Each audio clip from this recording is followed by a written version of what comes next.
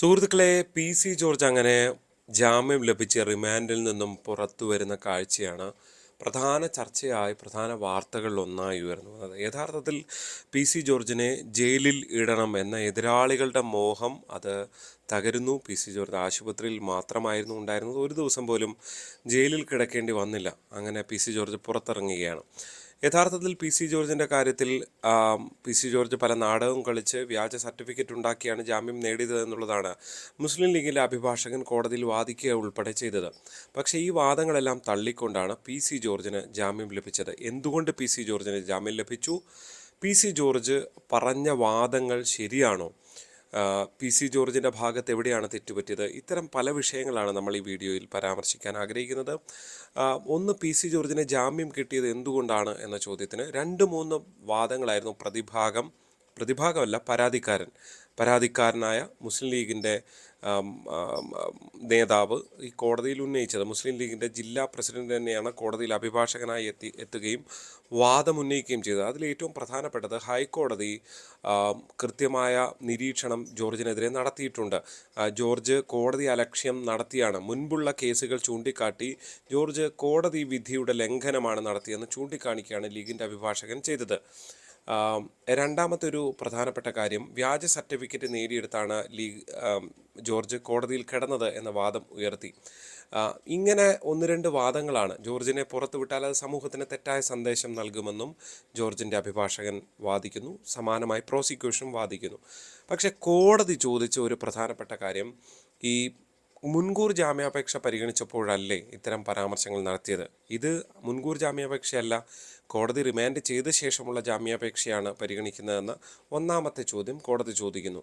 രണ്ടാമത്തെ ഒരു പ്രധാനപ്പെട്ട കാര്യം, വ്യാജ സർട്ടിഫിക്കറ്റ് നേടിയാണ് ജോർജ് ആശുപത്രിയിൽ കിടന്നത് എന്ന വാദത്തോട് അങ്ങനെയാണോ എന്ന് ലീഗിൻ്റെ അഭിഭാഷകനോട് ചോദിക്കുമ്പോൾ കോടതിയിൽ അങ്ങനെ എല്ലാവർക്കും കിട്ടുന്നതാണ്, നാട്ടിൽ പലർക്കും കിട്ടുന്നതാണ് എന്ന് പറഞ്ഞപ്പോൾ അങ്ങനെയെങ്കിൽ ഈ അത്തരം ആ ഡോക്ടർക്കെതിരെ, ഏത് ഡോക്ടറാണ് ആ ഡോക്ടർക്കെതിരെ നടപടി എടുക്കേണ്ടേ എന്ന് ചോദിച്ചപ്പോൾ അതിന് മറുപടി പറയാൻ ലീഗിൻ്റെ അഭിഭാഷകൻ തയ്യാറായിട്ടില്ല എന്നുള്ളതാണ്. അതായത് ആ വാദം പിന്നീട് കോടതിയിൽ ഉന്നയിച്ചില്ല. പുറത്ത് ജാമ്യം കിട്ടിയ ശേഷം വന്ന വാദം ഉന്നയിക്കുന്നുണ്ട്. പക്ഷേ കോടതിയിൽ ആ വാദവുമായി മുന്നോട്ട് പോയില്ല. കാരണം അങ്ങനെ ഒരു ഗുരുതര ആരോപണം ഉന്നയിക്കുകയാണെങ്കിൽ കോടതിയെ തെറ്റിദ്ധരിപ്പിച്ചു വന്നതാണ് പി സി ജോർജിൻ്റെ അഭിഭാഷകൻ.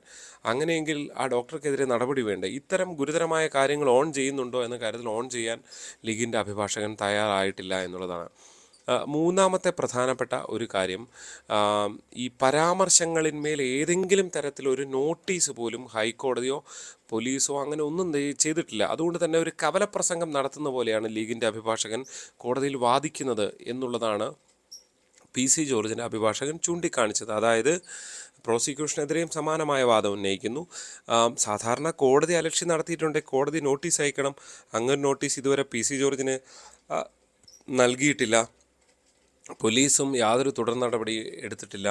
ഇതാണ് പി സി ജോർജിൻ്റെ അഭിഭാഷകൻ ചൂണ്ടിക്കാണിച്ചത്. ഫലത്തിൽ അങ്ങനെ ഒരു നോട്ടീസ് ഇല്ല, അങ്ങനെ എന്തെങ്കിലും നോട്ടീസ് ഹാജരാക്കാനോ അങ്ങനെ എന്തെങ്കിലും നോട്ടീസ് ഉണ്ടെന്ന് പറയാനോ പ്രോസിക്യൂഷനും ലീഗിൻ്റെ അഭിഭാഷകന് കഴിഞ്ഞിട്ടില്ല. അതായത് ഉയർത്തിയ പ്രധാനപ്പെട്ട 3 വാദങ്ങളും കോടതിയിൽ നിലനിൽക്കുന്നതല്ലാതായിപ്പോയി എന്നുള്ളതാണ്.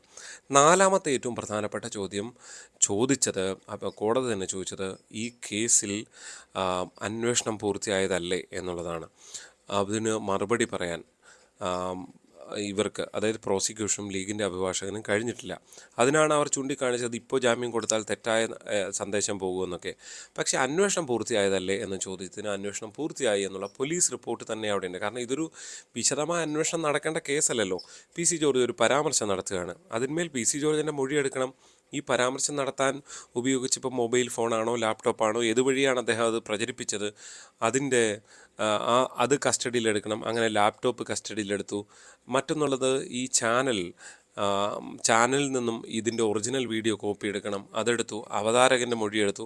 അങ്ങനെ ഇതിൻ്റെ നടപടിക്രമങ്ങളെല്ലാം പൂർത്തിയായതാണ് എന്ന് പോലീസ് പറഞ്ഞു കഴിഞ്ഞു. അതുകൊണ്ട് തന്നെ അന്വേഷണം പൂർത്തിയായി എന്നാണ് അതിനർത്ഥം.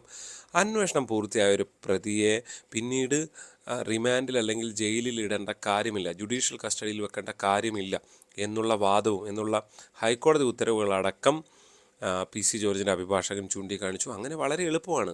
അതായത് പി സി ജോർജിന് ജാമ്യം കിട്ടിയ നടപടി വളരെ എളുപ്പമാണ്. കാരണം അന്വേഷണം പൂർത്തിയായ കേസിൽ എന്തിനാണ് പിടികിട്ടാപ്പുള്ളിയോ അല്ലെങ്കിൽ വലിയ കൊലപാതകത്തിനകത്ത് കിടക്കുന്ന പ്രതിയോ ഒന്നുമല്ല. പി സി ജോർജ് ഒരു പരാമർശം നടത്തുന്നു, പൊളിറ്റിക്കൽ ലീഡറാണ്, പരാമർശം നടത്തുന്നു. ആ പരാമർശത്തിൻ്റെ പേരിലാണ് അദ്ദേഹത്തിനെതിരെ കേസെടുത്തത്. അതുകൊണ്ട് തന്നെ മാത്രമല്ല, 3 വർഷത്തിൽ താഴെ മാത്രം ശിക്ഷ ലഭിക്കാവുന്ന കുറ്റമാണ് അതുമുണ്ട്. അതായത് 3 വർഷത്തിൽ BNS വകുപ്പ് പ്രകാരം 7 വർഷത്തിൽ താഴെ ശിക്ഷ ലഭിക്കാവുന്ന കുറ്റങ്ങൾക്ക് നേരിട്ട് പോയി അറസ്റ്റ് പോലും ചെയ്യാനാകില്ല. അതിനപ്പുറത്തേക്ക് നോട്ടീസ് കൊടുത്ത് വിളിച്ചു വരുത്തി ആ പ്രതി തന്നെ നോട്ടീസ് കൈപ്പറ്റിയ ശേഷമൊക്കെ തുടർ നടപടി സ്വീകരിക്കാൻ പാടുള്ളൂ. ഇത്തരം കാര്യങ്ങളൊക്കെ ഇരിക്കെ പി.സി. ജോർജിൻ്റെ കേസ് ഒരു പരിധിവരെ ചെറിയ കേസാണ് എന്ന ഫലത്തിൽ പൊതുവെ വലിയ ചർച്ചകൾ നടന്നെങ്കിലും ആകെ മൊത്തം തുക ഇതിങ്ങനെയാണ് എന്നുള്ളതാണ്. അതുകൊണ്ടാണ് ഹൈക്കോടതി തന്നെ ചൂണ്ടിക്കാണിച്ചത്, ഇത്തരം വിദ്വേഷ കേസുകളൊക്കെ വരുമ്പോൾ അതിൽ ഉയർന്ന ശിക്ഷാ നടപടികൾ വേണമെന്ന് കേന്ദ്ര സർക്കാരിനോട് ശുപാർശ ചെയ്യാൻ പോലും ഹൈക്കോടതി തയ്യാറായതുപോലും അങ്ങനെയാണ് എന്നുള്ളതാണ് എടുത്തു പറയുന്നത്. എന്തായാലും ഒരു കാര്യം ഉറപ്പാണ്, ജോർജ് ഒരു ദിവസം പോലും ജയിലിൽ കിടന്നില്ല എന്ന് വീണ്ടും ലീഗിൻ്റെ അഭിഭാഷകൻ പറഞ്ഞപ്പോൾ ഫലത്തിൽ അങ്ങനെ കിടക്കണ്ട എന്ന്, അതായത് ജുഡീഷ്യൽ കസ്റ്റഡിയാണ്, ആശുപത്രി ആണെങ്കിലും ഫലത്തിൽ ജയിൽ എന്ന നിലയിൽ തന്നെയാണ് അതിനെ പരിഗണിക്കുന്നത്. പോലീസ് കാവലിലാണ് അവിടെ കഴിയുന്നത്. അങ്ങനെ ഒരാളെ ജയിലിലിടേണ്ട കാര്യമില്ല എന്ന കോടതി നിരീക്ഷിക്കുകയാണ്. യഥാർത്ഥത്തിൽ വലിയ ആഗ്രഹങ്ങളോടെ ജോർജിനെ ഏതെങ്കിലും തരത്തിൽ ഇക്കാര്യത്തിൽ ജയിലിലാക്കണം എന്ന് ആഗ്രഹിച്ചവർക്ക് ഏറ്റ തിരിച്ചടി കൂടിയാണ് ഈ സംഭവം എന്ന് തന്നെ നിസ്സംശയം പറയാം. തിരുവനന്തപുരത്തെ കേസുകളാണെങ്കിലും പാലാരിവട്ടത്തെ കേസുകളാണെങ്കിലും സമാനമായി ജോർജിനെ ജയിലിലിടാനുള്ള മോഹം, ഇതിപ്പോൾ 3-ാം കേസാണ്, ഈ 3 കേസിലും നടന്നില്ല എന്നുള്ളതാണ് എടുത്തു പറയാനുള്ളത്. ഷോൺ ജോർജും ഒക്കെ ചൂണ്ടിക്കാണിക്കുന്ന ഒരു പ്രധാനപ്പെട്ട കാര്യമുണ്ട്. പാലായിലെ നമ്മളൊരു വീഡിയോ ചെയ്തതാണ്.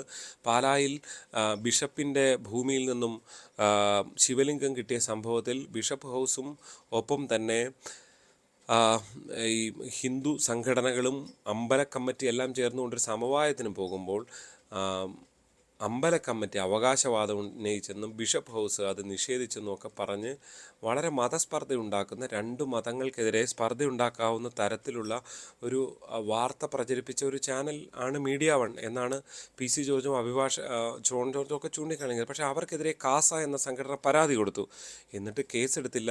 അപ്പോൾ ഈ വിദ്വേഷ പ്രസംഗം പി.സി. ജോർജിനെതിരെ മാത്രമുള്ളതാണോ? ഇത്തരം വിദ്വേഷം പ്രചരിപ്പിക്കുന്ന മീഡിയ വണ്ണിനെ കുറിച്ചാണ് അവർ ചൂണ്ടിക്കാട്ടുന്നത്. ഇത്തരം ചാനലുകൾക്കെതിരെ എന്തുകൊണ്ടാണ് കേസെടുക്കാത്തത്? ഏകപക്ഷീയമാണോ ഇത്തരം നടപടി എന്ന ചോദ്യം ഉയർത്തിക്കൊണ്ട് പുതിയ ചർച്ചകൾക്ക് കൂടി വഴിവെക്കുകയാണ് പി.സി. ജോർജിൻ്റെ അറസ്റ്റും തുടർന്നുള്ള നടപടികളും. എന്താണ് ഈ വിഷയത്തിൽ നിങ്ങൾക്ക് തോന്നുന്നത്? അത് കമൻ്റായി രേഖപ്പെടുത്തുക. ചാനൽ ഇഷ്ടപ്പെട്ടാൽ സബ്സ്ക്രൈബ് ചെയ്യണം, വീഡിയോ ലൈക്ക് ചെയ്യണം, മറ്റ് സുഹൃത്തുക്കൾക്ക് അയച്ചു കൊടുക്കണം. അപ്പോൾ മറ്റൊരു പുതിയ വിഷയത്തിൽ പുതിയ വീഡിയോയുമായി വീണ്ടും വരാം. അതുവരെ നന്ദി. അപ്പോൾ ജോർജിൻ്റെ പോരാട്ടം തുടരുമെന്നാണ് അദ്ദേഹം പറയുന്നത്. പ്രത്യേകിച്ച് ഭീകരവാദികൾക്കെതിരെ എന്താണെന്നുള്ളത് കാത്തിരുന്ന് കാണാം. നന്ദി.